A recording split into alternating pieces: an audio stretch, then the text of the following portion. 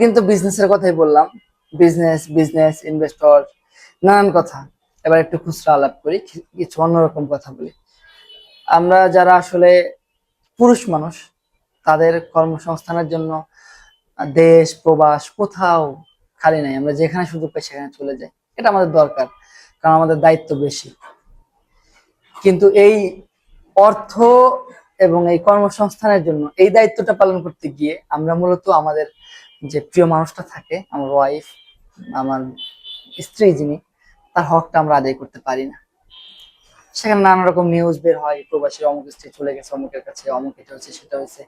আবার আমাদের প্রবাসী ভাইরাও নানান জায়গায় টাকা নষ্ট করে থাকে, ভিডিও কল নানান রকম, আসলে বলতে চাই না এগুলো। হয়, সবাই না, বাট এরকম কিছু অ্যাক্সিডেন্ট ঘটে। তো আসলে আমাদের মানুষের দুইটা কারণে পৃথিবী টিকে আছে, একটা হলো পেটের ক্ষুধা, একটা যৌন ক্ষুধা। এই দুইটা কারণে, তো দুইটাই দরকার।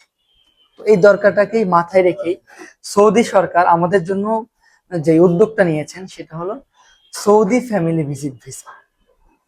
তো যারা সৌদিতে বসবাস করছেন, সৌদিতে কর্মরত আছেন, সৌদিতে কর্মসংস্থান আপনার, চাইলেই আপনি আপনার ফ্যামিলিকে, আপনার প্রিয় মানুষটাকে সৌদিতে নিয়ে যেতে পারেন।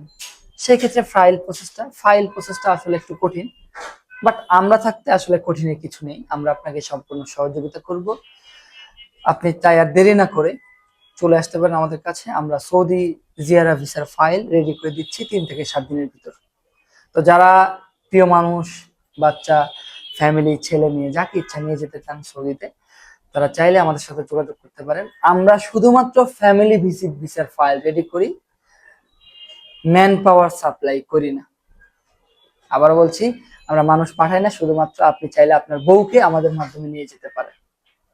তো ভালো থাকবেন, দোয়ায় রাখবেন। ভালো থাকি, ভালো রাখি।